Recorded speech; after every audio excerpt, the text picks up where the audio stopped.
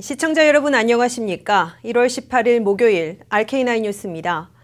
전국적으로 독감이 기승을 부리고 있는 가운데 산타바바라 지역에서는 이번 독감으로 사망한 8명 가운데 7명이 이미 백신 주사를 맞은 것으로 밝혀져서 백신 효용성에 대한 논란이 커지고 있습니다. 사망한 8명은 모두 65살 이상의 만성질환이 있는 경우도 있지만 독감 백신을 맞고 숨지는 사례가 잇따르고 있어서 불안감이 커지고 있습니다. 물론 개인들도 주의를 해야겠지만 보건당국도 아무 문제 없다고만 할 게 아니라 이 같은 상황이면 좀 더 면밀히 대책을 강구해야 할 걸로 보입니다. 오늘 뉴스 시작하겠습니다. 워싱턴 의회에서 한 달짜리 단기 예산안을 통과시키는 데 필요한 지지표가 연방 하원에서는 확보되고 있지만 상원에서는 부족해서 연방정부 폐쇄 셧다운이 초읽기에 들어갔습니다. 내일 자정안에 극적인 돌파구를 찾지 못하면 트럼프 대통령 취임 1주년이 되는 오는 20일부터 5년 만에 연방정부는 결국 문을 닫는 셧다운 사태에 빠지게 됩니다. 첫 소식 워싱턴에서 한면택 특파원이 보도합니다. 워싱턴 정치권에서 5년 만에 다시 연방정부 폐쇄라는 셧다운 시계가 작동하고 있습니다. 공화당 지도부가 추진해온 2월 16일까지의 한 달짜리 단기 예산안에 대해 연방하원에서는 단순 과반수인 218표로 가결시킬 수 있는 지지표를 확보한 것으로 알려졌으나 60표 장벽을 넘어야 하는 연방상원에서는 여전히 미달하고 있는 것으로 나타났습니다. 단기 예산안에 대해서 51명의 공화당 상원의원들 가운데 현재까지 린지 그레엄, 랜폴, 마이크 라운스 상원의원 등 3명이 반대하겠다고 공표했습니다. 이는 민주당 상원의원 49명 가운데 12명이나 당론과는 달리 지지표를 던져야 60표 장벽을 넘어 단기 예산을 가결할 수 있음을 의미하고 있습니다. 지난달 단기 예산안에 올 11월 선거에 나서는 민주당 상원의원들을 중심으로 18명이나 찬성한 바 있어 이들이 모두 이번에도 지지하면 단기 예산을 가결시키고 연방정부 폐쇄를 피할 수 있게 됩니다. 하지만 18명의 민주당 상원의원들 가운데 현재까지 절반인 9명이 이번에는 반대표를 던지겠다고 밝힌 것으로 집계되고 있어 가결에 필요한 12명 지지가 어려워진 것으로 관측되고 있습니다. 민주당 상원 지도부는 공화당의 단기 예산안을 저지할 수 있는 반대표인 41표 이상을 확보했다고 밝혔습니다. 이에 따라 19일 자정안에 지도부가 반대를 공표한 공화당 3명이나 민주당 상원의원 3명 이상의 마음을 돌려놓아야 단기 예산안을 통과시키고 연방정부 폐쇄를 피할 수 있게 됩니다. 워싱턴 정치권에서는 현재 한 달짜리 대신에 수일짜리 초단기 예산안을 통과시켜 연방정부 폐쇄만큼은 피하자는 시도가 나왔으나 공화당 지도부는 난색을 표시하고 있습니다.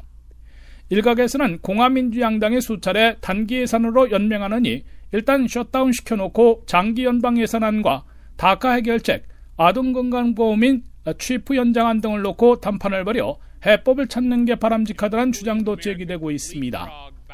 5년 만에 연방정부 기관들의 문을 닫게 되면 유권자들에게 막대한 불편과 피해를 입히게 되고 11월 중간선거에도 주요 변수로 작용할 것으로 예상되고 있습니다.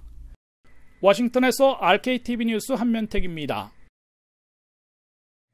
불법 체류 청소년 추방류의 다카 해결을 위한 이민 빅딜 협상이 재개된 가운데 이민개혁 6인방이 초당적인 이민개혁 법안을 공식상 정하고 강경파들과 새로운 힘겨루기 재협상에 들어갔습니다. 이민개혁파들과 강경파들은 국경장벽 예산 규모와 최인 이민 제한 범위, 그리고 폐지하는 추첨 영주권 5만 개 재배치 문제를 놓고 치열하게 격돌하고 있습니다. 김윤재 기자가 보도합니다.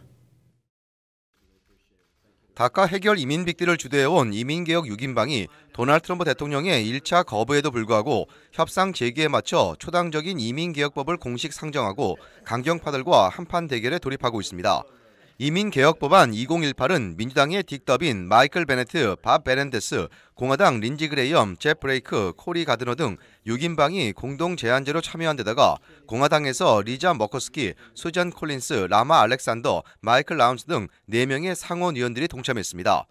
초당적인 이민개혁법안 2018에서는 첫째, 드리머들에게 조건부 영주권을 거쳐 미국 시민권까지 허용하되 12년을 기다리도록 대기 기간을 설정하고 있는데 다카 등록자들은 10년으로 단축됩니다.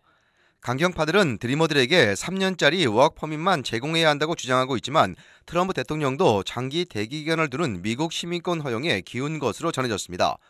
둘째, 초당안은 국경 장벽이나 펜스 보강 등을 위해 20억 달러와 다른 국경 안전 조치에 7억 달러 등 한 해에 27억 달러를 배정하겠다고 제시했는데 트럼프 대통령은 증액을 요구하고 있습니다. 셋째, 체인 이민과 가족 이민 제한과 관련해 초당적인 이민개혁 법안은 드리머들의 불법 체류 부모들에 한해 3년짜리 갱신 가능한 워크퍼밋만 제공하고 영주권, 시민권은 불허하는 제한 조치를 제시하고 있습니다. 그럴 경우 드리머들의 부모들은 영주권을 취득하지 못해 다른 자녀들을 이민 초청할 수 없게 돼 체인 이민을 제한하게 됩니다. 초당안은 이와 함께 가족 초청 이민에서 2B 순위인 영주권자의 성년 미혼자 범주 폐지에 2만 6천 개를 2A 순위인 영주권자 직계 8만 8천 개에 추가하도록 규정하고 있습니다. 그러나 트럼프 대통령은 불충분하다는 입장이고 강경파들은 가족 이민에서 시민권자, 영주권자의 배우자, 미성년 자녀만 남기고 다른 범주는 모두 폐지해야 한다고 주장하고 있습니다. 넷째, 추첨 영주권 5만 개를 폐지해서 2만 5천 개는 미국 이민이 적은 국가 출신들에게 추첨이 아닌 새로운 능력제로 발급하고 2만 5천 개는 임시보호신분 종료로 미국을 떠나야 하는 중남미 이재민들에게 배정하자고 제시하고 있습니다. 하지만 이에 대해 트럼프 대통령이 화를 내며 거짓 속을 발언 파문까지 일으킨 것이어서 수용될 가능성은 낮아진 것으로 보입니다. RKTV 뉴스 김윤재입니다. 이처럼 다카 입법을 두고 혼란이 이어지고 있는 가운데 캘리포니아 주정부가 드리머들에게 서둘러 다카를 신청하라고 조언했습니다. UC 계열과 커뮤니티 컬리지 등 대학들도 드리머들을 적극적으로 돕기로 했습니다. 계속해서 박현경 기자입니다. 연방법원 명령에 따라 연방이민국 USCIS가 다카 신청을 재개한다고 밝힌 이후 캘리포니아 주정부는 드리머들에게 조속히 다카를 신청하라고 권고했습니다. 하비에르 베세라 캘리포니아주 검찰총장과 제네 나폴리타노 UC 총장, 그리고 커뮤니티 컬리지 관계자 등은 기자회견을 갖고 드리머들에게 지금 당장 다카를 신청하라고 밝혔습니다. 베세라 검찰총장과 나폴리타노 총장은 지난해 9월 만료된 드리머들이 현재 갱신 신청을 접수할 수 있다며 이 기회를 놓치지 말아야 한다고 강조했습니다. 나폴리타노 총장은 특히 드리머들이 이 나라에서 자라나 미국을 고향으로 알고 있다며 우리도 드리머들 편에 서 있다고 말했습니다. 일로이 오티즈 오클리 캘리포니아주 커뮤니티 컬리지 총장도 캘리포니아주에서는 드리머들을 언제나 환영한다고 전했습니다. 이어 다카 신청을 하는 데는 $495의 접수 비용이 드는 가운데 드리머들이 각 대학에서 재정적, 법률 지원을 받을 수 있을 것이라고 덧붙였습니다. 이와 관련해 한인 이민단체 나카색은 드리머들이 다카 신청 전 세부 사항을 꼼꼼히 살필 필요가 있다고 조언했습니다. 무엇보다 신뢰할 수 있는 변호사나 법률 서비스를 제공하는 단체 등과 충분히 상담할 것을 나카색은 당부했습니다. 한편 전국 드리머는 모두 80만여 명으로 추산되는 가운데 캘리포니아주에는 이 중 20만여 명이 거주하는 것으로 알려졌습니다. RKTV 뉴스 박현경입니다.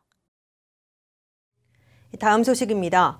캘리포니아주 가정집에서 부모에게 학대를 당하고 쇠사슬에 묶인 채 발견된 13명 남매가 1년에 한 번 이상 샤워를 하지도 못하고 심지어 화장실도 쓰지 못하도록 하는 등 극도로 잔혹하고 또 엽기적인 감금 상태에 있었던 것으로 검찰 조사 결과 드러났습니다. 리버사이드 검찰은 만 2살부터 이미 성년이 된 29살까지 모두 13명의 자녀를 학대한 혐의로 데이빗 터핀과 루이즈 터핀 부부를 기소했다고 밝혔습니다. 적용된 혐의는 고문과 아동학대, 방치, 불법 구금 등 모두 12가지입니다. 이들 남매의 아버지 데이빗 터핀은 미성년 자녀를 상대로 한 음란 행위를 한 혐의도 추가됐습니다. CNN은 이들의 혐의가 법정에서 인정되면 징역 94년형 또는 종신형에 처해질 수 있다고 전했습니다. 검찰 조사 결과 터핀 부부는 아이들을 몇 개월씩 침대와 가구에 쇠사슬로 묶어뒀으며 1년에 한 번 이상 몸을 씻도록 허용하지 않은 것으로 드러났습니다. 또 아이들의 화장실 사용을 막아 바닥에는 오물이 넘쳐 흘렀고 집안 전체에 악취가 진동했다고 검찰은 전했습니다. 가장 나이가 많은 29살 여성의 몸무게는 82파운드, 39kg밖에 되지 않을 정도로 굶주렸고 12살짜리는 7살짜리 체중과 같았던 것으로 드러나 충격을 더하고 있습니다. 이번 주말 LA 한인타운을 포함해 LA시 곳곳에서 음주운전 단속이 펼쳐집니다. LAPD에 따르면 내일 저녁 6시부터 다음 날인 토요일 새벽 1시까지 타운 내 벌몬트 에베뉴와 오가에는 음주운전과 무면허 단속을 위한 체크포인트가 설치됩니다. 사우스 이스트 지역에서도 내일 오후 5시부터 다음 날 새벽 1시까지 음주 단속이 벌어지며 같은 시간 퍼시픽 경찰서 관할 지역에서도 음주운전 순찰이 대폭 강화됩니다.